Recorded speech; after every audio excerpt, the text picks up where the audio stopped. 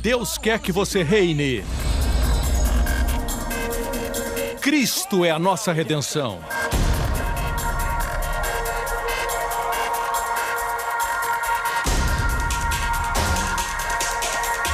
Deus é justo e faz o pecador justo.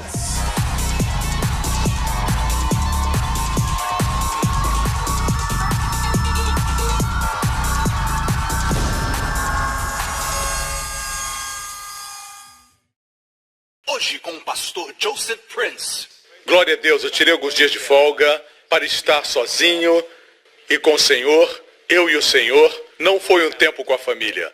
Foi, na verdade, um conselho da minha esposa que eu saísse, porque tenho estado envolvido com tantas coisas aqui na igreja e também com meu querido filho, gastando tempo com ele na minha casa e no trabalho. Tem sempre muita coisa para fazer, investir tempo com os meus líderes. Já tem um ano que eu não tenho tirado férias. Já tem um ano. Minha filha e minha esposa saem de férias e eu fico em casa. Por isso ela disse que era melhor eu sair e graças a Deus eu escutei a ela. Porque o meu tempo com o Senhor foi extraordinário. Foi frutífero. Fui muito abençoado. Eu e o Senhor. Não vou dizer para onde fui. Mas era um lugar muito bonito. Gastei um bom tempo com o Senhor. E quando eu voltei, eu já retornei. Alô, irmãos. Vocês estão bem?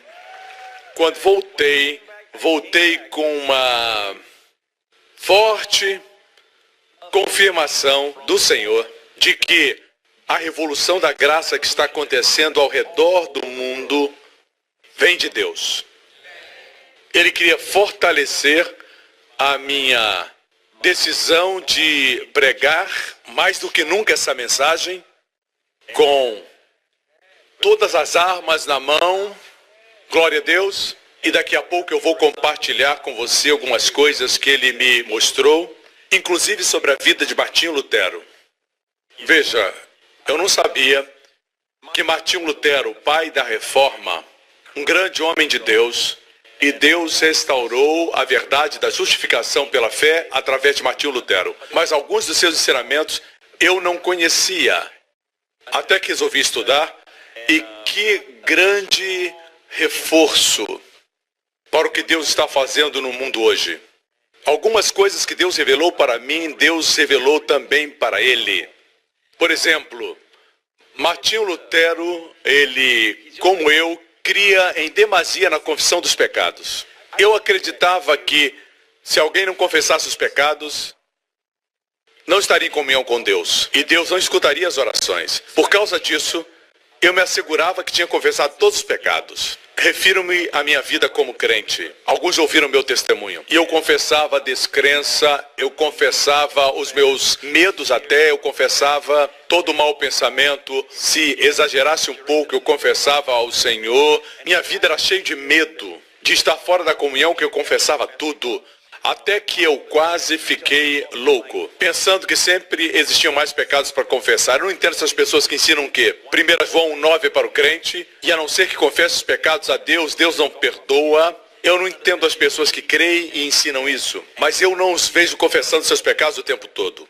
Eu acreditava tanto nisso e eu praticava de tal forma que eu ficava totalmente preso a isso e preocupado. Eu era introspectivo e deprimido. E Martinho Lutero também era assim. Martinho Lutero era um monge alemão e não existia sacrifício, não existia abnegação, não existia automutilação. Ele achava que nada era suficiente para agradar a Deus. É assim que ele se sentia. Ele dormia na neve para produzir sofrimento para ele mesmo, pensando que isso lhe daria mérito diante de Deus. E ele confessava os seus pecados para o padre. Ele ia ao padre e passava 6 horas confessando seus pecados. E quando saía, acreditava que tinha mais pecados para confessar. De tal forma que o padre para quem ele confessava, o padre da sua igreja disse para ele: Martinho, peque de verdade e depois volte para confessar. Ele estava cansado das confissões e finalmente encontraram algo para ocupá-lo. Por ser introspectivo, lhe deram um trabalho, ele era um erudito, ele era um professor especializado nas línguas originais da Bíblia, grego, a língua do Novo Testamento, e hebraico, do Antigo, e lhe deram um trabalho de professor em um seminário. Foi ali que sua vida foi mudada, porque estudou o Novo Testamento no grego. Claro que eu sabia que o versículo que mudou a sua vida foi no livro de Romanos em grego, onde diz: o justo viverá da fé. Mas algo eu não sabia, descobri quando gastei esse tempo com o Senhor, que quando ele leu a palavra arrependimento, vocês sabem que eu tenho ensinado o arrependimento pela palavra grega metanoia. Arrependimento não é outra coisa senão mudança de mente. Arrependimento no grego é metanoia, mudar mente, mudança de mente. E Martinho Lutero ensinou isso para os seus alunos do seminário. Ele disse: vejam bem, eu li no grego, como diz a Bíblia de vocês, eles liam a Bíblia em latim, ok? E aqueles alunos, quando leram a parte que diz arrependimento, estava escrito pague penitência. Isso foi traduzido por Jerônimo, São Jerônimo. E eu creio que ele era um genuíno homem de Deus. Contudo, ele traduziu a palavra arrepender pela expressão pagar penitência. Arrependimento no grego é metanoia, mudança de mente. Martinho Lutero disse: alunos, arrependimento em grego é metanoia. Significa mudança de mente. Não pagar penitência, que são obras. É mudança de mente. Eu não sabia que ele tinha recebido a mesma revelação, aleluia. Amém, ou melhor, ele teve a revelação, eu vim depois. Essa era uma parte dos seus ensinamentos que eu não conhecia até esse retiro. E foi um forte amém dos céus para essa evolução da graça. Aprendi também outras coisas. Certa vez, Martinho Lutero estava em um castelo estudando, e isso foi depois que ele deixou sua atividade como um monge. Pregava com firmeza que somos justos não pelas obras, mas pela fé, naquilo que nosso Senhor Jesus Cristo fez. Ele estava no hotel, ou melhor, no castelo, como cortesia de um duque que queria protegê-lo daqueles que queriam matá-lo. Ele estava nesse quarto e ele ouviu uma voz de acusação. Ele acreditava que o próprio diabo veio àquele quarto. Eu não me surpreendo, porque ele era o grande líder da reforma protestante. Ele disse que sentiu a presença de Satanás e uma voz que falou com ele. Essa parte eu desconhecia até esse retiro. E a voz disse para ele: quem você pensa que é? Quem você pensa que é para vir com todos esses ensinamentos que são contrários ao que os pais da igreja têm ensinado? Você pensa que é tão grande? E quando você é alguém que acredita que toda glória pertence a Deus e quer ser humilde, a força dessa acusação pode abater você. Você sabia que essa acusação foi a mesma que o diabo fez para mim? Quem pensa que é? Para falar desse jeito de 1 João 9, quando há anos se tem ensinado de outra forma esse texto. Quem você pensa que é? Eu me senti desse mesmo jeito, e Martinho Lutero também. A voz que o acusava dizia: quem você pensa que é? Ele gritou: eu também fiz isso. Ele disse: Martinho Lutero não é nada, Cristo é tudo. Eu disse também na minha luta pessoal, no passado eu disse: Joseph Prince não é nada. Amém? Foi a revelação de Deus. Amém? E seguimos a palavra, não seguimos os pais da igreja, seguimos a palavra de Deus. Não seguimos a tradição, seguimos a palavra de Deus. Se provar na palavra de Deus, eu acredito. E eu não sou contra a confissão de pecados, certo?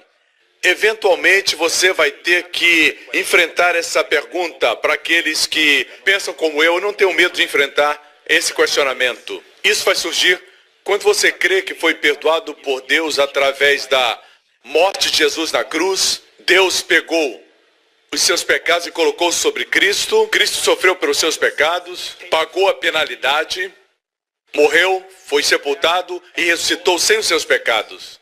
Jesus ressuscitou para a sua justificação. Amém? E tudo que ele fez, fez por você e eu. Glória a Deus. Amém? Aí vem a pergunta. Se todos os pecados que estavam no futuro quando ele morreu, assim a ideia é que somos perdoados até a nossa conversão, não tem fundamento. Porque nossos pecados estavam no futuro quando ele morreu. Quando sabe que foi perdoado de uma vez por todas, dessa pergunta vem eventualmente. O que você diz de 1 João 9? Confessar seus pecados para ser perdoado. O contrário de perdoado de uma vez por todas. Ok? Assim, no decorrer dos anos, alguém veio com essa ideia. Dizendo, fomos perdoados dos nossos pecados quando Cristo morreu. Perdoados de todos os pecados. Mas é perdão judicial. Mas quando pecamos, temos que confessar para sermos perdoados. Eu não sou contra a confissão de pecados. Na verdade, quando você está na presença de alguém que você confia, que sabe que ama você completamente e incondicionalmente, amém? Como o seu cônjuge, assim deveria ser seu casamento. Você pode ser franco, aberto e honesto. Na presença do seu cônjuge, você não revela os seus segredos íntimos para um inimigo. Assim, quanto mais pregarmos o perdão pleno, o perdão completo, mais as pessoas vão querer confessar. Mas não confessam para serem perdoadas. Confessam por terem sido perdoadas. Mas se esquecerem de confessar, continuam perdoadas. Amém? Alguns dizem, é claro que somos perdoados uma vez por todas, passado, presente e futuro, mas isso é judicialmente. Mas, quando peca, tem que pedir perdão dos seus pecados para que tenha perdão familiar. Uau! Isso é muito dúbio. Sou perdoado ou não? Se você acredita nisso, sempre vai pensar que certamente tem pecados para serem confessados. Sempre que qualquer coisa depende de você, você não se sente seguro. Se depende de Cristo, aleluia, se sente seguro. Posso ter um amém, igreja? Nós somos criaturas que transformam todas as coisas em obras. Por exemplo, nós falamos, não existe nada entre nós e o nosso perdão em Cristo, exceto a fé. Temos que crer no que Cristo fez, certo? Mas ainda assim transformamos a fé em obras. Colocamos a fé entre nós e o sangue de Jesus. Por exemplo, cremos que o sangue de Jesus salva. O sangue de Cristo purifica. Somos justificados pelo seu sangue. Sem derramamento de sangue não há remissão de pecados. Amém? Mas temos que crer, certo? Mas falamos, eu não tenho fé suficiente no sangue. Eu gostaria de ter mais fé no sangue. Transformamos nossa fé em obras. Fazemos a fé algo que é uma barreira entre nós e o sangue de Cristo. Veja, a fé não é nada mais do que uma janela na sua casa. A janela não produz a luz. Também não cria o calor da luz do sol. Somente permite que a sua casa experimente o calor e a luz que já existem. Assim, pequena janela, grande fé, pequena fé, permitem mais luz e mais calor de entrarem. Nosso foco não pode estar na janela, temos que usufruir o calor e usar a luz. Posso ter um amém? Mas nós transformamos a nossa fé em obras. Escute o que eu vou dizer agora. O sangue de Jesus salva. Somente o sangue de Jesus pode purificar. Somente o sangue pode salvar. Amém? Mas dizemos que a fé no sangue que salva. Não é isso. É o sangue de Jesus que salva. Mas, quando cremos que é o sangue de Jesus que nos salva, na perspectiva de Deus, Deus diz, ela tem fé no sangue. Mas, quanto a nós, é o sangue que salva. Não nos compete dizer, é nossa fé no sangue. Temos que dizer, o sangue de Jesus salva. E salva totalmente. Quando falamos isso, Deus diz, isso é fé no sangue. Mas não temos que dizer, tenho fé no sangue. Temos que dizer, o sangue salva. Quando falamos, o sangue salva, Deus diz, isso é fé no sangue. Entendeu? Nós temos a propensão de colocar algo entre nós e as bênçãos de Deus. É o sangue que salva, é o sangue que cura. Amém? Recentemente Deus começou a falar comigo a respeito de cura de forma muito forte. E eu comecei a estudar de novo a respeito da cura. E o Senhor falou comigo quando li esse versículo, que muitos conhecem muito bem. João escreveu em 3 João, versículo 2, amado, desejo que te vá bem em todas as coisas, e que tenhas saúde, assim como bem vai a tua alma. Eu estava lendo esse versículo, e me ocorreu que João orou por nós. Foi escrito para um crente. Ele diz, oro para que tudo lhe corra bem e tenha boa saúde. Ele orou para que você tenha saúde, assim como vai bem a sua alma. Quer dizer, a alma já estava bem. A gente tem a ideia que se o nosso interior está bem, o nosso exterior vai estar ótimo. Mas, de acordo com João, devemos orar para que o nosso exterior se alinhe com o nosso interior.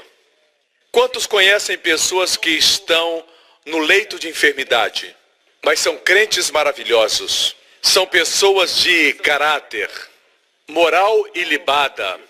Amém? Suportam a dor em silêncio. São radiantes de alegria e oram por outros, mas estão doentes, no leito de enfermidade. Obviamente suas almas estão bem, mas seus corpos não. E João diz, oro para aqueles cujas almas estão bem, tenham saúde. Eu descobri que temos que orar para que isso aconteça. Oro para que tudo lhe corra bem e tenha boa saúde, assim como vai bem a sua alma. Temos que orar para que aconteça.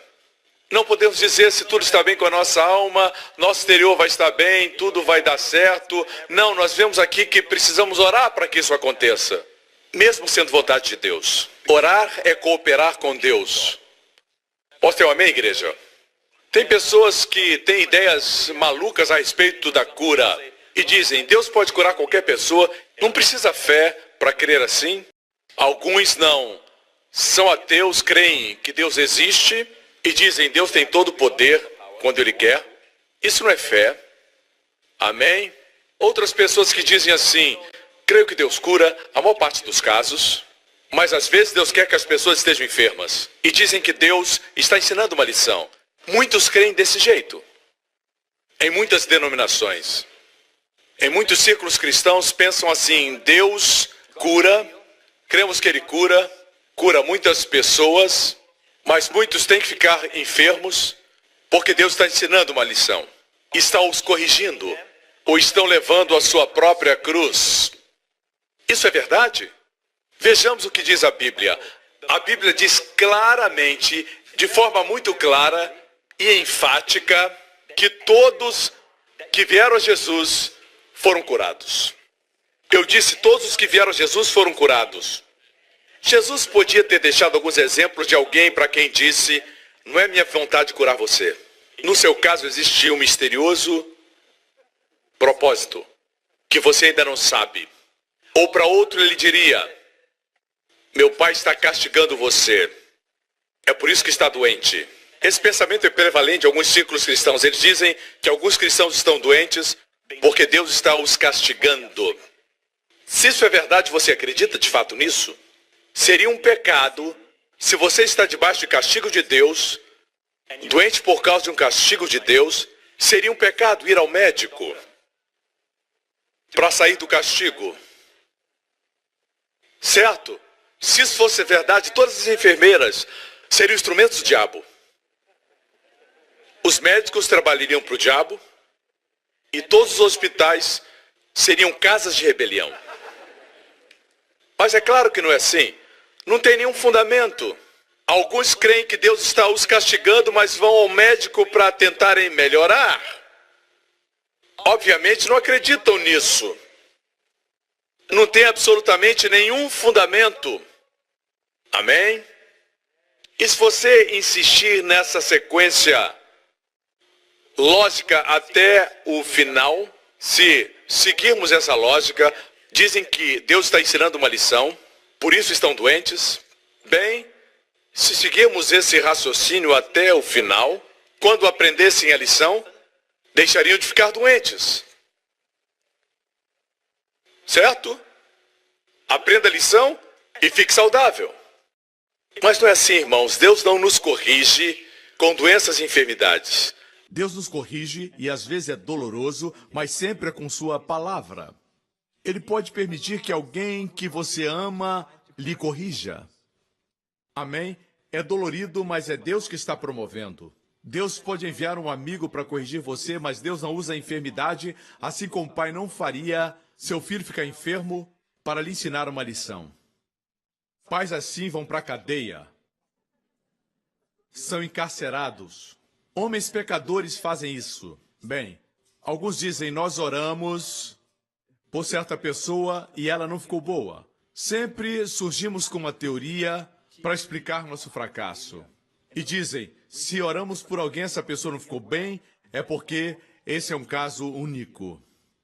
Na Bíblia tem um exemplo desse tipo de pensamento. Jesus estava na montanha da transfiguração e ele desceu. Ele estava com Pedro, Tiago e João e ele desceu para onde estavam os outros discípulos. Ele viu uma multidão ao redor deles e os discípulos estavam tentando expulsar um demônio de um menino possuído, mas não conseguiam. O menino ainda estava endemoniado. A maior parte dos crentes vem com suas próprias conclusões para encobrir seu fracasso. E dizem, bem, o menino não foi liberto, nós oramos por ele, então não é vontade de Deus. Certo? É algo misterioso. Ele é maior do que o nosso entendimento. É vontade de Deus que ele esteja doente. Eu creio que Deus cura, mas nesse caso, não foi vontade de Deus. O que Jesus fez? Ele veio e expulsou o demônio daquele menino. Perceberam? Assim, fica muito claro com esse evento. E a propósito, Jesus disse para o pai desse menino, se podes crer, ele disse para aquele homem, se podes crer, tudo é possível ao que crê. E o pai fez uma oração muito inteligente, eu acho, que é uma das melhores orações da Bíblia. Ele disse, eu creio, ajuda na minha incredulidade. E Jesus expulsou o demônio. Você já fez esse tipo de oração? Eu já fiz. Senhor, eu creio. E ele me disse, podes crer? Eu creio, Senhor, com um pouquinho de fé que eu tenho. É que minha janela de fé é como um pequeno buraco de fechadura. Aumenta, Senhor. Amém? A Bíblia diz que Jesus expulsou o demônio. Ele não deu desculpas. Depois, nos diz a Bíblia, de libertar, entregar o garoto para o seu pai, os discípulos perguntaram a Jesus, por que não podemos expulsar? Por que não podemos curar o menino? Jesus respondeu, escute bem, ele é o mesmo ontem, hoje e para sempre. Ele disse, por causa da vossa pouca fé, pela falta de fé. Agora, sou grato porque Jesus disse isso. Ele não disse por causa da falta de oração, por causa da falta de jejum. Ele não disse por faltar a vocês caráter moral. Ele não disse pela falta de santidade. Graças a Deus ele disse, por causa da pouca fé. Incredulidade significa não ver quem está na sua frente. É não entender quem esse maravilhoso Jesus é. Fé é simplesmente contemplá-lo. Incredulidade é não contemplá-lo mais, ver meu sentimento, a minha fé, minha experiência, porque não sinto paz, como eu sou justificado. A Bíblia diz em Romanos 5:1, tendo sido, pois, justificados pela fé, temos paz com Deus. Não diz, tendo sido justificados pelos sentimentos, temos paz com Deus. Esqueça a você mesmo, não olhe para você mesmo, busque tudo em Cristo. Não fale dos seus sentimentos, eles podem mudar. Você se sente bem agora, amanhã está mal. Veja que eu não estou profetizando, estou só falando. Não siga seus sentimentos. Pode sentir Deus tão próximo e dizer aleluia, e cantar a música aleluia, e sente o arrepio, que bom arrepio. Mas à noite não se sente mais esses arrepios, como se Deus não estivesse perto. Mas Deus está sempre perto e jamais nos deixa. Amém? Não somos justificados pelos nossos sentimentos, e sim pela fé. Amém? A fé, por outro lado, não é: se eu crer por muito tempo, vai acontecer. Por exemplo, agora você está aqui dentro do templo, e você que assiste também está debaixo de uma cobertura, certo? O sol está brilhando lá fora. Se eu disser para você que creio que o sol está brilhando, minha fé não faz o sol brilhar. Minha crença se alinha com um fato. O fato de que o sol brilha alinha com esse fato. Se disser, eu não acredito que o sol brilha, a sua crença não vai fazer com que o sol deixe de brilhar. Sua crença não faz o sol brilhar, mas sua crença se alinha com a realidade. Se eu creio que o sol está brilhando e sair e me bronzear, nossa crença repercute nas nossas ações, mas não produz a luz do sol. Alguns têm essa ideia que tem que crer por muito tempo. Não tem nada a ver com isso. Somente nos alinhamos a uma realidade. Amém? Deus quer que você esteja bem, quer que esteja saudável, e se ainda não consegue ver os resultados manifestados, lute a boa batalha da fé, sabendo no seu coração que Deus quer que você esteja bem, Deus quer que você prospere, assim como sua alma prospera. Você já fez essa oração pelos seus filhos? Eu faço essa oração para o meu filho, oro para que ele prospere e tenha boa saúde, assim como sua alma está bem. Você deve orar pelo seu esposo ou pelo seu marido para que ele prospere, tenha saúde, como sua alma prospera, mas existe sempre um grupo de cristãos que dizem coisas assim: ah, você é do evangelho da prosperidade e da saúde? Não existe tal evangelho da saúde e da prosperidade. Ok? Tem somente o evangelho da graça e da paz. Deixe-me dizer que o evangelho da graça e da prosperidade produz saúde, produz abundância, não produz pobreza. Amém? No final de tudo, você vai acreditar nesse grupo de cristãos, naquele grupo de cristãos, ou vai crer na palavra de Deus? Por que orar para que alguém tenha saúde se não é vontade de Deus? Diz claramente que Deus quer que você tenha saúde. Posso ter um amém? Ok? Quero compartilhar, irmãos, que estamos sofrendo por falta de pregação sobre essa verdade. Quando lemos o contexto de 3 João, vemos que João diz: porque muito me alegrei como tu andas na verdade. E a verdade tem sempre a ver com as boas novas, o evangelho. Quando você crê no evangelho, sua alma vai bem. E eu oro para que tenha saúde. Oro para que te vá bem em todas as coisas. Amém?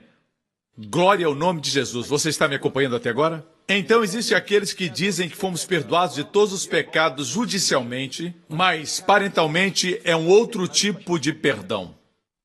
E eles ilustram assim: se o meu filho faz algo contra mim, peca, não temos comunhão até que ele peça desculpa. Ou seja, você fica frio até que seu filho diz desculpa. Talvez seja verdade em algumas famílias. Mas você acha que Deus é assim? Que Deus espera que peça desculpa para que restaure a comunhão? Amigo, esse não é o evangelho. A história do filho pródigo é um bom exemplo disso. Quando o filho retornou para casa, depois de gastar o dinheiro do seu pai de forma dissoluta, quando o pai o viu, o pai correu. Note o que fez o pai e que o filho não fez. O pai viu. O pai correu. O pai abraçou seu filho. O pai beijou-o. E o pai disse: matem o bezerro cevado. Vamos celebrar. 5 reações ou 5 ações do pai. O filho não fez nada. O filho não confessou. Na verdade, depois que o pai o amou, depois que o pai o perdoou, disse: pai, pequei contra o céu e contra ti. Mas o pai nem deu atenção. O pai disse: vamos celebrar. Meu amigo, isso é a Bíblia. Eu disse: isso é Bíblia. É impossível estar tão distante da comunhão do pai do que alguém que gasta seu dinheiro pede herança como alguém que diz: papai, eu quero que o senhor morra agora, quero meu dinheiro agora, e depois gasta esse dinheiro com prostitutas, a Bíblia diz isso, vida dissoluta, e depois resolve voltar, e quando surge no horizonte, o pai corre na sua direção. Eu não vejo perda de comunhão. O problema não estava no pai. A inimizade estava na mente do rapaz, nunca no pai.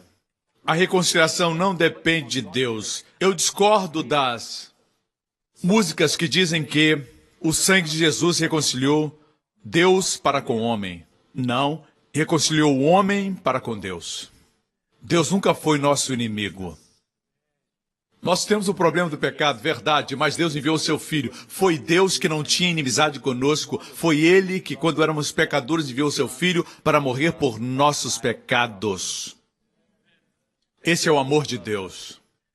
A Bíblia diz que éramos inimigos de Deus no nosso entendimento. Por isso o arrependimento deve ocorrer.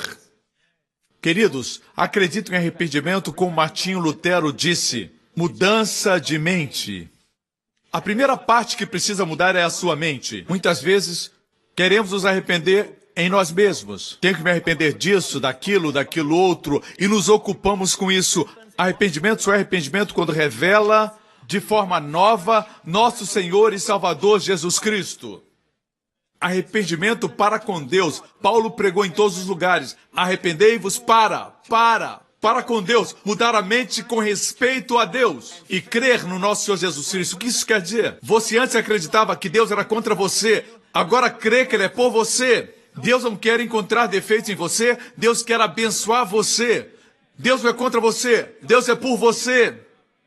Deus não odeia nem está com raiva de você, Deus ama você. Isso é arrependimento para com Deus. É o verdadeiro arrependimento. Tem um tipo de arrependimento quando você olha para você mesmo. Mas é simplesmente se ocupar com você mesmo. Que aos olhos de Deus é orgulho. Amém? Veja. A Bíblia não diz que tem uma forma de perdão e é o perdão judicial. E a outra que é paternal. A Bíblia não ensina isso. Isso é doutrina de homens. Quem crê nisso, crê que 1 João 1,9 se refere a perdão familiar. Se confessar os pecados, Deus vai perdoar. Então deixe-me perguntar, como você explicaria esse versículo? 1 João 2,12, filhinhos, eu lhes escrevo. A expressão filhinhos é um termo de muito carinho. Quer dizer, meus queridos filhos, meus amados, queridos filhinhos. Teknon, no grego, filhinhos. Eu lhes escrevo, porque os seus pecados foram perdoados graças ao nome de Jesus. Isso está no capítulo seguinte de 1 João. Diz que fomos perdoados, e o perdão aqui no grego está no pretérito perfeito. E o pretérito perfeito significa que fomos perdoados uma vez por todas, e esse ato nunca vai ser repetido. Esse é o pretérito perfeito. Agora, uma pergunta para você. Filhinhos é um termo de família? Ou é um termo legal? Meus queridos filhinhos, me respondam. É um termo familiar, meus filhinhos? Esse termo é um termo familiar ou judicial? Um termo usado nas cortes? É uma expressão de família. Diz que fomos perdoados. Pretérito perfeito uma vez por todas. E sou certo que quando João escreveu, ele sabia algo do evangelho que nós precisamos aprender.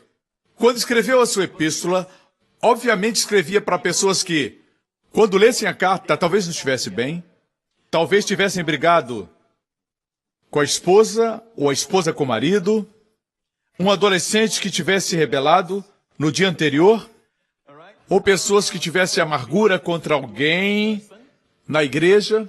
Pessoas que não eram perfeitas, mas João sabia de alguma coisa para poder dizer: filhinhos, eu vos escrevo, porque seus pecados foram perdoados, graças ao nome de Jesus.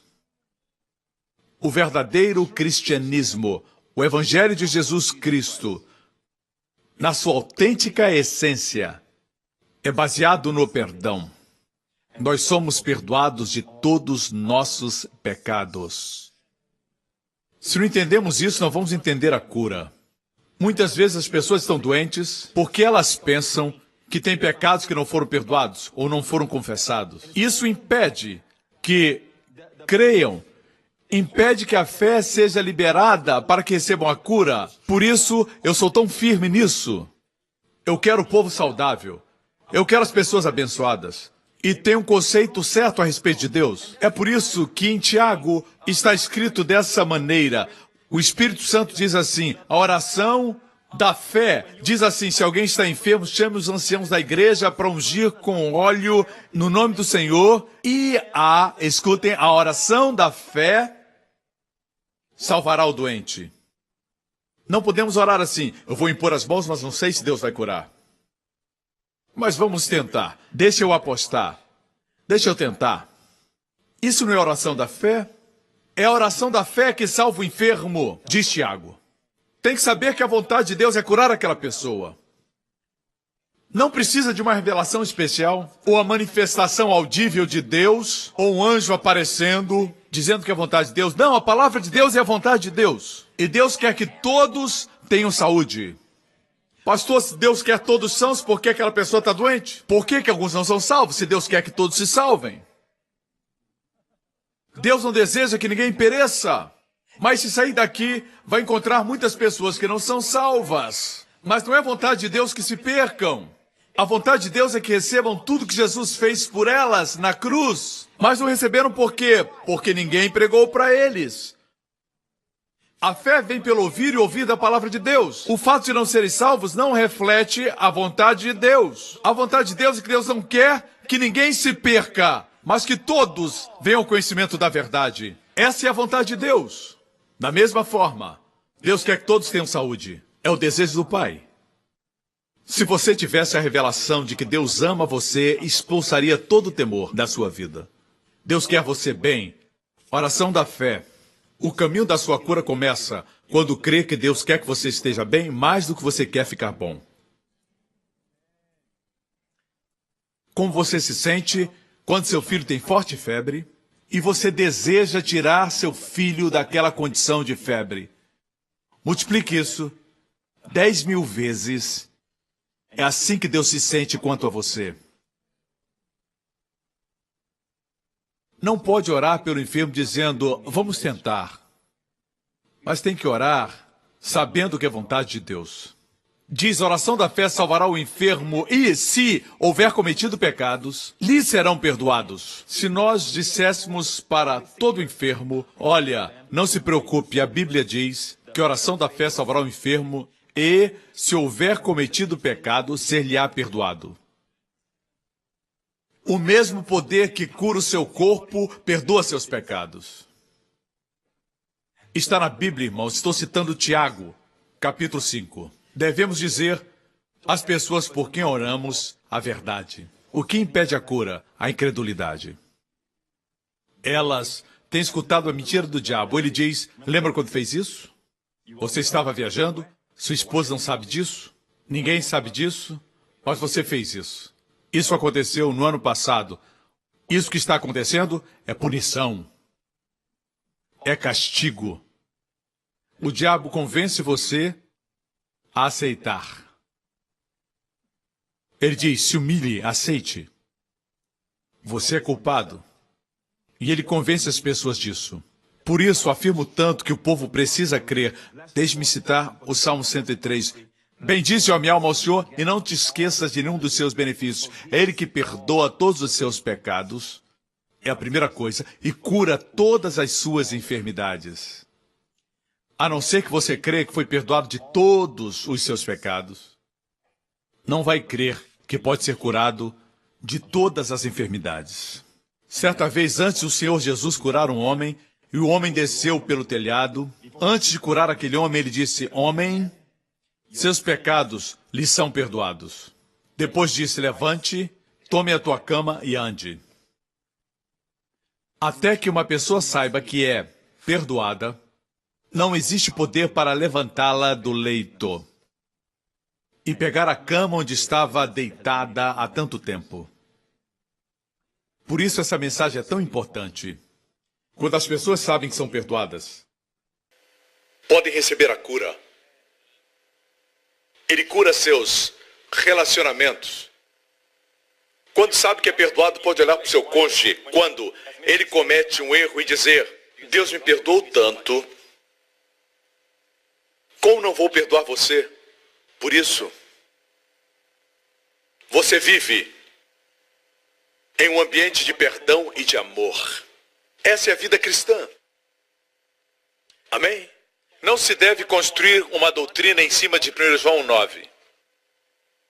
Amém? O capítulo 1 de 1 João não foi escrito para os crentes. Me refiro ao primeiro capítulo, não o livro inteiro. Se menciona minhas palavras, seja verdadeiro.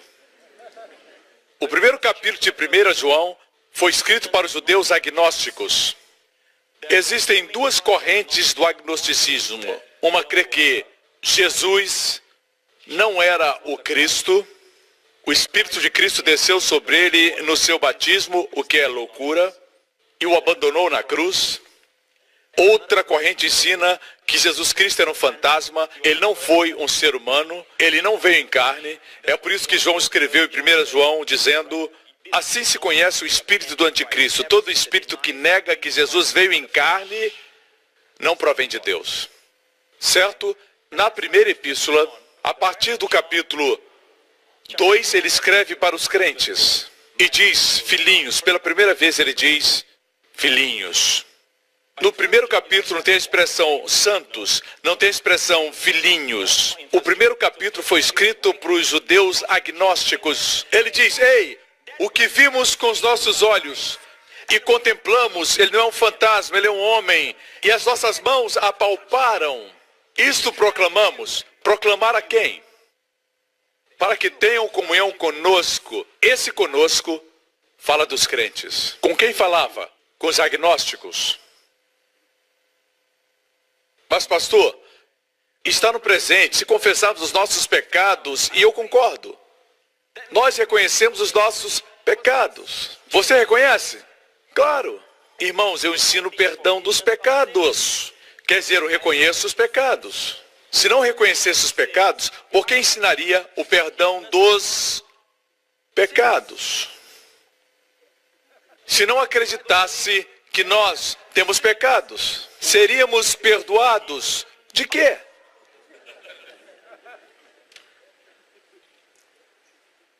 O problema dos agnósticos era duplo. Vejamos o versículo 8. Se afirmarmos que estamos sem pecado, no singular, pecado original, eles diziam que eles não tinham uma natureza pecaminosa. O agnosticismo diz isso, que o pecado não existe. E Deus diz que todos pecaram. E devemos dizer que todos pecamos. E eles diziam que não tinham pecados, falando do pecado original. Se dissermos que não temos pecado, enganamo-nos e a verdade não está em nós. Mas vejamos o versículo 10. Se dissermos que não temos cometido pecado, ação, ato. No versículo 8, pecado original, aqui uma ação, um ato. Fazemos de Deus um mentiroso e sua palavra não está em nós. Nós negamos que temos pecado na nossa carne? Não. Negamos que temos cometido pecado? Não. Versículo 9 diz: se confessarmos os nossos pecados. No grego, se estamos confessando nossos pecados, a palavra é homologeu. Confessar é homologeu. Falar o mesmo que Deus fala. Deus diz que é pecado, nós dizemos que é pecado. E Deus diz: perdoados pelo sangue de Jesus. E nós falamos: perdoados pelo sangue de Jesus. Dessa forma caminhamos alinhados com Deus. Amém. O versículo não diz: a não ser que você confesse, não vai ser perdoado. Esse ensinamento escraviza como me escravizou. Eu achava que não era perdoado por Deus, até que confessasse todos os meus pecados. Aqueles que defendem isso, deixe-me dizer para você, você pode confessar todos os seus pecados se quiser. Antes de ir dormir, não pule na cama logo. Se ajoelhe à beira da cama e peça ao Senhor para revelar todos os pecados que cometeu naquele dia. E você sabe o que vai acontecer? Pouco a pouco vai lembrar. Convenientemente, aqueles que escravizam as pessoas dizem aquilo que você esqueceu, está esquecido. Deus perdoa. Que conveniente, se você crê que você tem que confessar, então confesse todo o pecado. Se um pode ser esquecido, por que não todos serem esquecidos? Irmãos, isso não faz sentido. Não é isso que a Bíblia diz. Amém?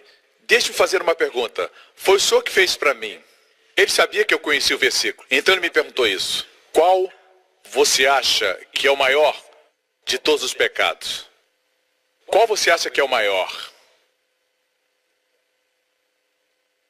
Vou dizer qual é. Paulo escreveu essas palavras. Tudo que não provém da fé é pecado. Tudo que não provém da fé é pecado. Quando as pessoas confessam os pecados piores. Pornografia. Quando mentem. Quando usam drogas. Pensam que esses são os pecados que têm que confessar.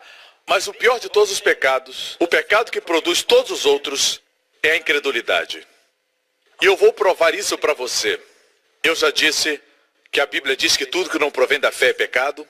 Ok? Existe uma lista de pessoas que serão lançadas no fogo, no inferno, no livro de Apocalipse. E a propósito, muitas vezes quando a Bíblia mostra uma lista ou um grupo, vem por ordem de importância. Nem sempre, mas normalmente sim.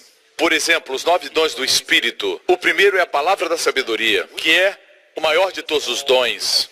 Não gosto de dar uma importância maior, todos os dons são importantes, mas em termos de peso, o primeiro é a sabedoria. Como no livro de Provérbios, a sabedoria está em primeiro lugar. Cristo, em primeiro lugar, foi feito sabedoria, antes de justiça. Qual o primeiro grupo lançado no lago de fogo? A propósito, esse lago existe. O ser mais amável, mais maravilhoso, o Senhor Jesus nos advertiu sobre o inferno. Ele, que é amável e compassivo pelas pessoas, nos advertiu. Sabe o que ele disse sobre o inferno, o lago de fogo? O bicho não morre e o fogo não se apaga. Não tem como espiritualizar isso. Onde o bicho não morre nem o fogo apaga. O bicho está ao seu redor, você tenta matá-lo e ele diz, eu ainda estou vivo. O bicho não morre e o fogo nunca se apaga. Não tem como espiritualizar essas coisas. Mas alguns dizem, tentando espiritualizar isso, mas é impossível. Fique com a Bíblia. O inferno é real. Mas pastor, por que Deus enviaria pessoas para o inferno? Deus não envia ninguém para o inferno em primeiro lugar. Se você for para o céu, só tem uma pessoa para agradecer, o Senhor Jesus. Amém? Se for para o inferno, só tem um para agradecer, você mesmo. Deus não envia ninguém para o inferno. Quem vai, vai porque quer. A Bíblia nos diz o seguinte, o inferno não foi preparado para o homem. O inferno foi preparado para o diabo e seus anjos. Alguns pensam que Jesus veio... Se ele não tivesse vindo, viveríamos muito felizes, mas ele veio e nos deu uma escolha. Se não aceitarmos, vamos fritar no inferno. Já ouvi gente dizer isso. Isso não é verdade. Antes de ele vir, estávamos a caminho do inferno. Já estávamos. Você pode dizer o que você quiser, mas você somente é barro nas mãos do oleiro. E o barro diz, quero arrazoar com você. O senhor não é politicamente correto. E Deus bateu no barro. Vou fazer outro vaso. Mas Deus não fez isso. Deus não bateu no vaso. E o vaso foi ousado. E o fôlego que lhe dá vida, ele usa para blasfemar o nome de Jesus, e esse fôlego vem de Deus. Mas Deus não tira. Ele é misericordioso. Amém. Se eu fosse Deus, as formigas, quando eu estava no meu retiro, eu tinha comida na mesa e o lugar não era perfeito e tinha muitas formigas. E as formigas subiam na minha mão e aquilo me irritava. Preciso confessar algo agora. A Bíblia diz que temos que confessar nossas faltas uns aos outros e não para Deus. Como o marido faz para com a sua esposa, e aí existe cura. É isso que a Bíblia ensina. Eu vou confessar para vocês. Eu assassinei algumas. E eu sei que não serei condenado por causa disso. Amém? Veja bem. Comparado ao Deus 3 vezes santo, o Deus mais poderoso do universo, somos menores que as formigas. E blasfemamos, dizemos coisas como essa é minha opinião, meu amigo. Você não julga a Bíblia julga. Sua opinião é minúscula comparada à Bíblia. A Bíblia já existe há muito tempo, antes de você ser imaginado na mente dos seus pais. Mas Deus não é assim. Ele não mata a formiga. Ele se despiu da sua glória e se tornou uma formiga.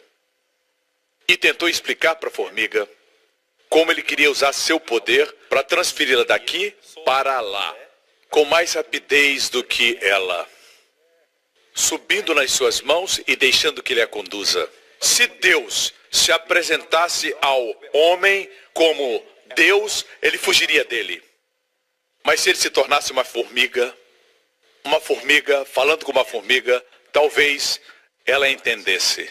Mas pegaram essa formiga, Deus que se tornou homem, pegaram essa formiga e a crucificaram. Agora, o que você acha que o pai fez? O pai pegou o que eles fizeram, a cruz, e ela se tornou o lugar da salvação de todos aqueles que o mataram. O filho que ele amava. É por isso que esse amor não é natural. É o amor que expulsa todo o medo do seu coração. Essa é uma incrível analogia. Por que Deus quis se tornar um homem? E cuspirem no seu rosto, o açoitarem, crucificarem, só para carregar nossos pecados e ser culpado por eles? Ele nos amou antes de sabermos o que era amor. No mundo as pessoas usam e gostam porque podem usar você. Amam pelo que você pode proporcionar. Que prazer você pode dar, que dinheiro você pode dar, que vantagem você pode dar. Mas Deus ama você e ponto final. Ele não quer nada de você porque não tem nada em você que ele não tenha. Deixe-me concluir essa mensagem. Quem vai para o inferno? Os primeiros da lista seriam os que se prostituem, os feiticeiros. Mas quanto aos tímidos e aos incrédulos, os primeiros da lista dos que vão para o inferno são os tímidos e os incrédulos. Nós confessamos isso? Confessamos quando somos medrosos, quando temos incredulidade. Se você pensa que se não confessar não vai ser perdoado, é melhor que comece a confessar quando tem medo e quando você não crê. Está claro nesse texto da Bíblia que os piores são aqueles que lideram o grupo. Quem são os outros? Os abomináveis, os homicidas, assassinos e os que se prostituem. Em outra versão, os que se prostituem está como sexualmente imorais. Sexualmente imorais. A palavra grega é uma palavra que vocês não conhecem, a palavra pornô. A palavra grega é pornós, de onde vem a palavra pornografia. Os feiticeiros, magia negra, magia azul, magia verde, qualquer magia. Ocultistas, feiticeiros, idólatras, todos os mentirosos, a sua parte será no lago que arde com fogo e enxofre, que é a segunda morte. A Bíblia é bem clara. Note quais são os que lideram o grupo. Tímidos, incrédulos. Muitas vezes não confessamos esses pecados. No meu retiro, Deus me revelou algo que nunca ouvi nenhum pregador falar, e eu quero submeter isso a você dentro do contexto. Você sabia que quando Jesus caminhou na terra, ele nunca, em momento algum, se relacionou com os homens baseado em seus pecados, como se não lhes imputasse pecado. Já percebeu isso nos evangelhos? Jesus encontrou a mulher flagrada em adultério e a salvou. Sabia que ela era pecadora, mas parece que isso não afetou a sua gentileza para com ela. Em 2 Coríntios 5 diz que Deus estava em Cristo. Alguns citam de forma errada, dizendo que Deus está em Cristo. Deus estava, quando Cristo estava na terra, Deus estava em Cristo reconciliando consigo o mundo, não lhes imputando os seus pecados.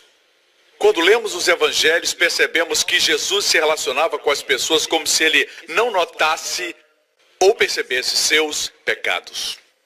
Se chegavam enfermos, ele dava saúde. Em nenhum momento disse que eles deviam confessar seus pecados. O Senhor ensinou arrependimento? Sim. Na verdade, mudança de mente está acontecendo nesse momento. Muitos de vocês assentados aqui se arrependem todos os domingos quando vêm. Vocês se arrependem. Como é que eu sei disso? Acreditavam dessa forma, agora não acreditam mais. Acreditam desse outro jeito. Alguns não acreditavam no inferno, agora vocês acreditam. Estão se arrependendo. Amém? Pensava que Deus era contra você, agora acredita que Ele é por você. Está se arrependendo para com Deus. Às vezes falamos se arrependa, às vezes não falamos. Jesus às vezes dizia arrependam-se, às vezes não.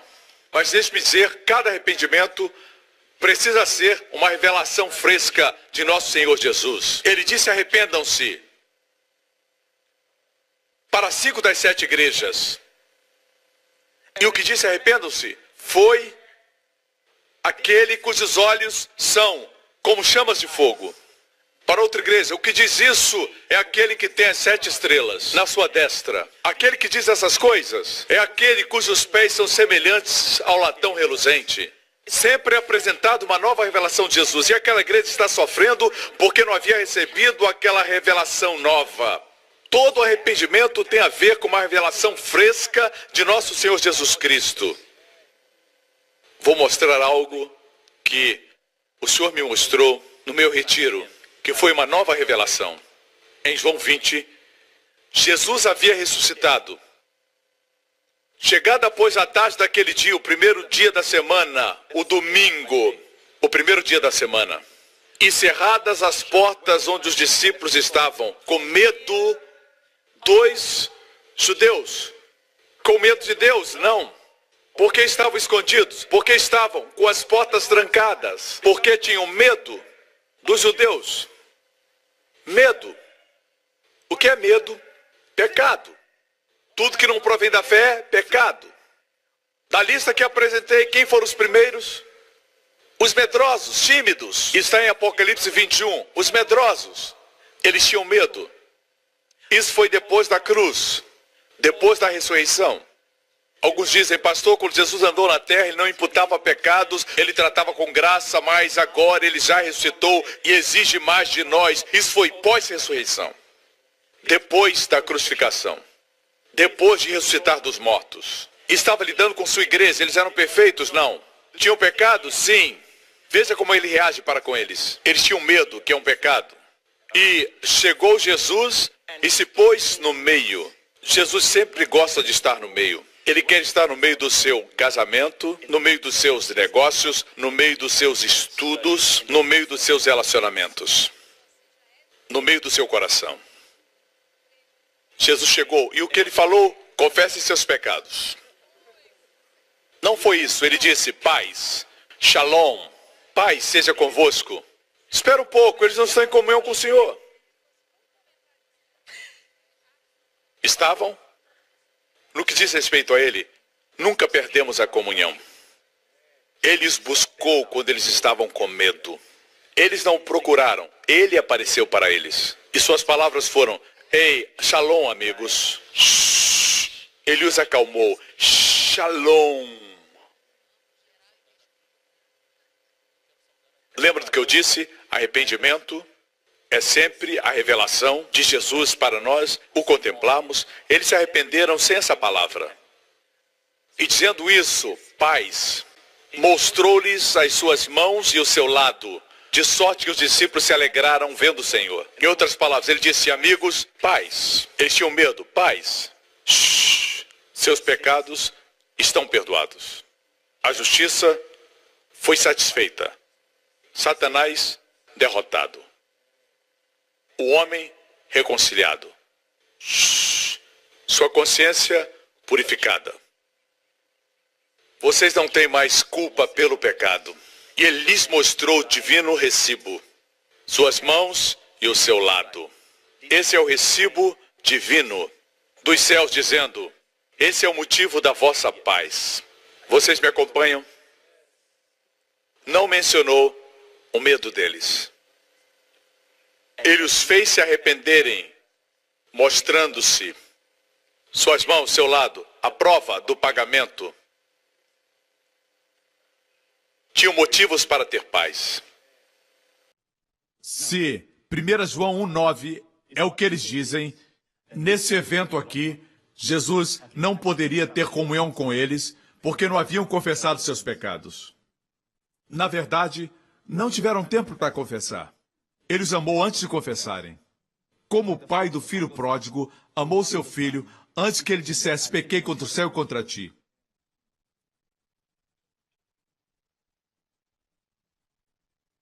Continuemos.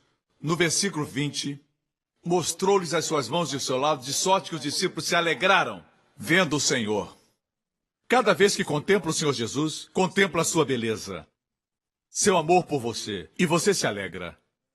Agora você tem paz e alegria. O reino de Deus é isso, paz e alegria, no Espírito Santo.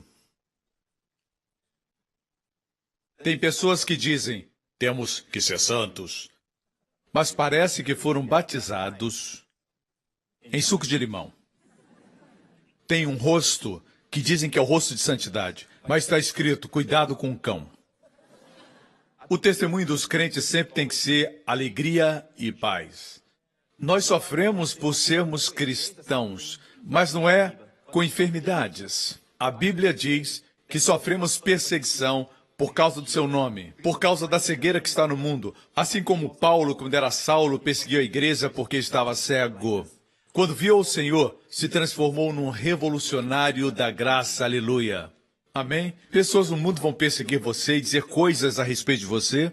Eles vão zombar de você, fazer a vida difícil para você. É esse tipo de sofrimento que nós teremos que experimentar na terra. Mas quando isso acontece, a Bíblia diz que reinamos com Ele. Amém? Sofrimento não quer dizer ficar doente. Amém? Sofrimento é perseguição. A Bíblia diz, se alguém está aflito, cante louvores. Se alguém está doente, chame os presbíteros da igreja. Está bem claro. Ok? Bem, o que você deve fazer quando alguém persegue você é irradiar paz, brilhar, deixe sua face brilhar. Vai falar mais do que muitas pregações. Não dê para eles a cápsula da graça, isso vai vir depois. O verdadeiro testemunho é ter paz e alegria.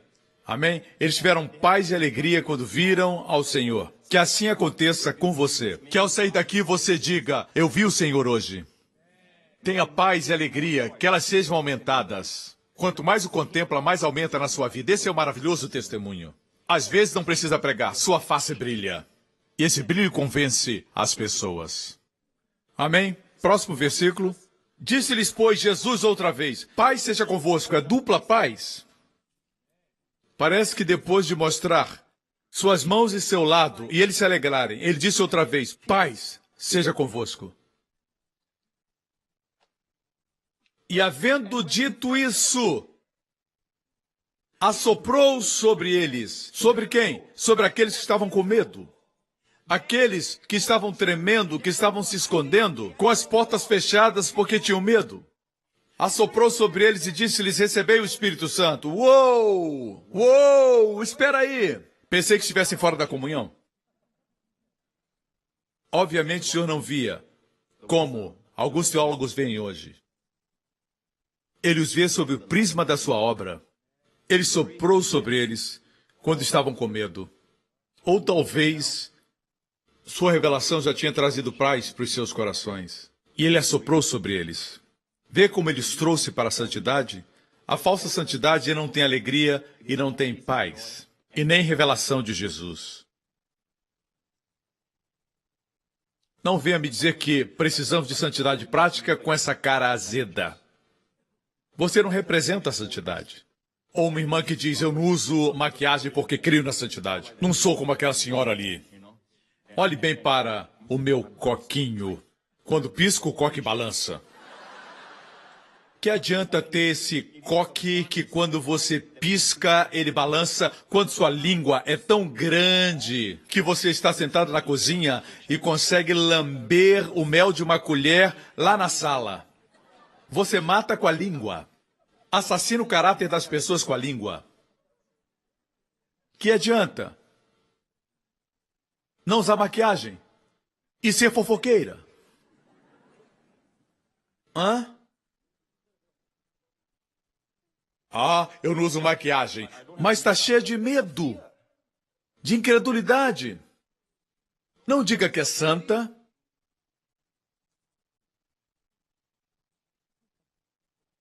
Eu estou dizendo isso com motivo, ok? Já encontrou essas mulheres? Ou você é do grupo do Joseph Prince? Tem o rosto sempre brilhando. Essas pessoas não suportam, não aguentam. Eles assassinam meu caráter. Se é muito grande, tem algo errado. Sua igreja é muito grande. Para eles, o problema não é a doutrina. É porque somos grandes. Se nossa igreja tivesse 100 ou 120 pessoas e eu pregasse isso, ninguém ia se opor. Muitas vezes, se opõe à doutrina, mas no coração é ciúme. Muitas vezes. Às vezes eles disfarçam e dizem, eu luto pela doutrina. Que doutrina? Minha mensagem é bíblica. Mostre-me a palavra. Se opõe à graça, mostre os testemunhos das pessoas que são impactadas por sua mensagem contrária à graça. E eu vou mostrar pessoas cujas vidas foram libertas da pornografia, libertas da depressão, libertas da amargura, até contra Deus. Vidas transformadas.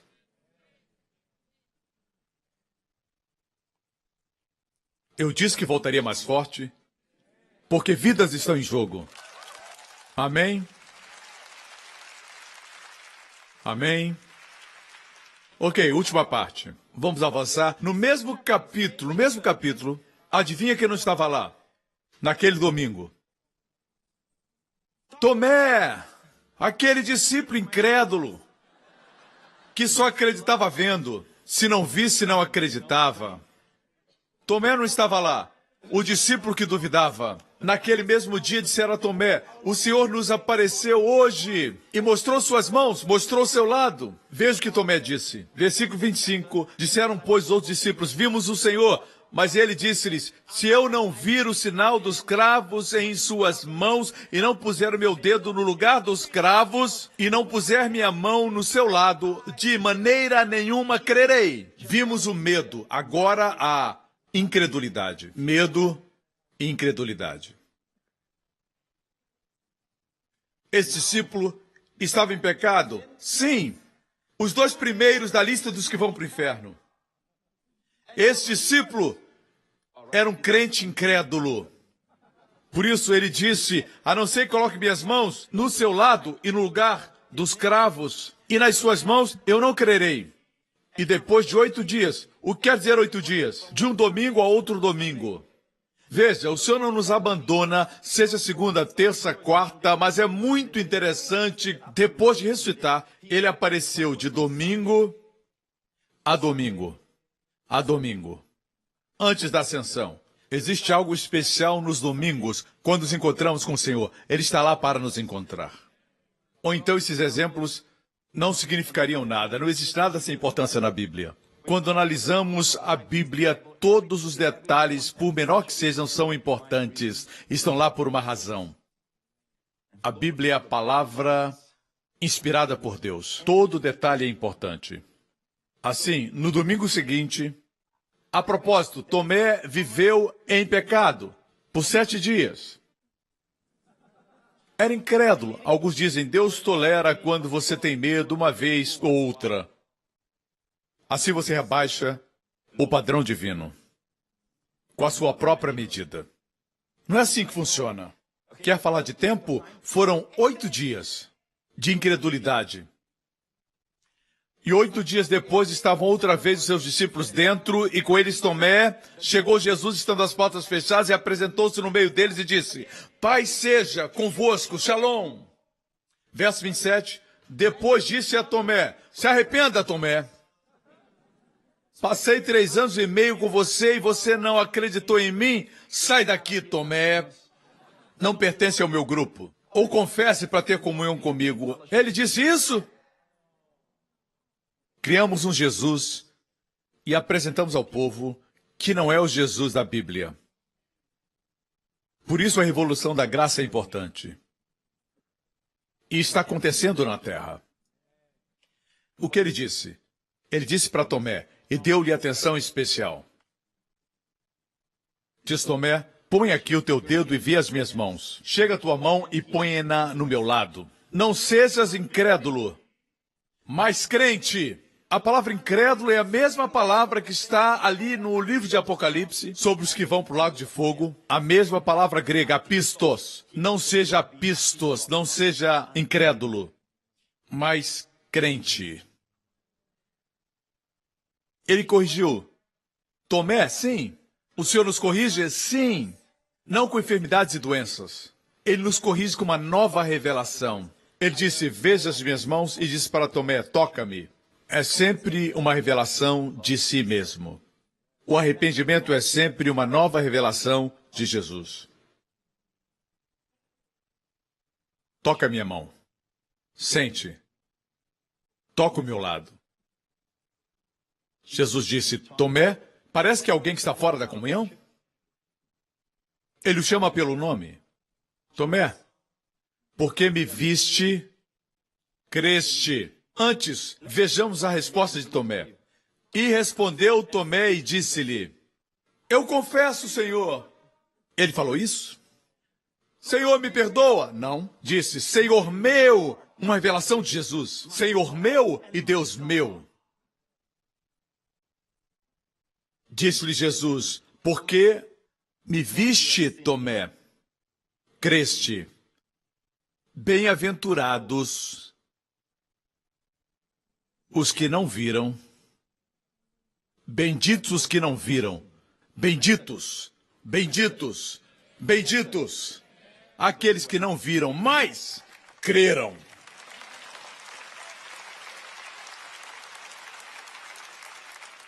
Benditos os que não viram, mas creram. Benditos, benditos. Tomé, você creu porque viu. Benditos são aqueles que não viram. Benditos. E creram. E creram. Quando Deus me mostrou isso, eu disse para ele, Senhor, nunca mais serei introspectivo. Vou colocar toda a minha atenção em Cristo. Amigo, se você crê que isso vai produzir licenciosidade, deixe-me dizer, crer na outra interpretação de 1 João 9 vai produzir licenciosidade. As pessoas vão dizer, eu vou pecar um pouquinho e depois eu confesso.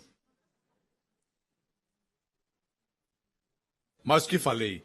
Vai fazer se apaixonar por Jesus? Apesar de suas imperfeições. Porque Ele ama você totalmente. Ele não espera que você seja perfeito para amá-lo, não espera que perca o seu medo para amá-lo, não espera que você deixe de ser incrédulo para amá-lo. Ele o ama e na sua incredulidade, ele se aproxima. Ele chama pelo nome. Tomé.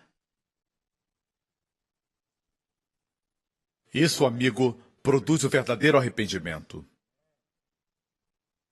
Amém? Vou concluir com um testemunho. Vem de um jovem da Austrália, Josias. Ele diz, 2 anos atrás, Ele tem 19 anos. 2 anos atrás, eu estava inseguro e profundamente deprimido. Ele diz isso, profundamente deprimido. E tinha pensamentos suicidas. Na época, tinha 17 anos. Ninguém se surpreende porque isso é normal agora. 17 anos, deprimido e com pensamentos suicidas. Isso não é novidade. Mas houve uma época quando os adolescentes não eram assim. Nos dias de hoje, não surpreende um jovem muito deprimido, com pensamentos suicidas. Qual é a resposta? Tentei ir às festas, beber, experimentei drogas. Li livros de psicologia que ensinavam a ser feliz, que ajudavam por uma semana ou 2, mas nunca me deram satisfação. Vou resumir, ele diz, eu ia à igreja quando menino, mas parei quando meus pais se separaram. Eu era um cristão nominal, orava, mas achava muito cansativo. Eu acreditava que eu tinha que implorar. O que fez ele ficar tão deprimido? Eu cria erradamente que eu precisava implorar para ser perdoado. E tinha que fazer um grande esforço mental para crer que eu havia sido perdoado e talvez fosse justo por um momento para Deus ouvir minha oração. Crer errado leva a uma vida errada. As pessoas não sabem o amor que tenho em meu coração por pessoas assim. Não importa o que falam contra mim, o que dizem mal de mim, contanto que essas vidas sejam transformadas. Foi no momento mais escuro da minha vida que uma pequena esperança surgiu. Mas eu não sabia que Deus já tinha começado o seu plano para me resgatar. Deus começou a revelar Jesus através dos livros do pastor Joseph Prince. Recebi a grande revelação da graça de Deus e fui tremendamente impactado pelo amor incondicional de Jesus por mim. Agora eu sei que sua justiça de Deus através de Cristo, único que pode realizar isso. Agora sei que posso recorrer sempre ao Pai Celestial, em qualquer momento, em qualquer hora. E Ele vai me receber de braços abertos porque Ele quer me ajudar, cuidar de mim e abençoar. Veja isso, 17 anos, falando assim. Gostaria de ter aprendido isso quando tinha 17. Amém? Hoje, eu faço parte de uma igreja local. Sou feliz e frutífero e sirvo em muitos ministérios da igreja. E ele termina dizendo, glória a Jesus. Não está mais profundamente deprimido, mas está feliz, aleluia. E essa é a perigosa doutrina que criticam.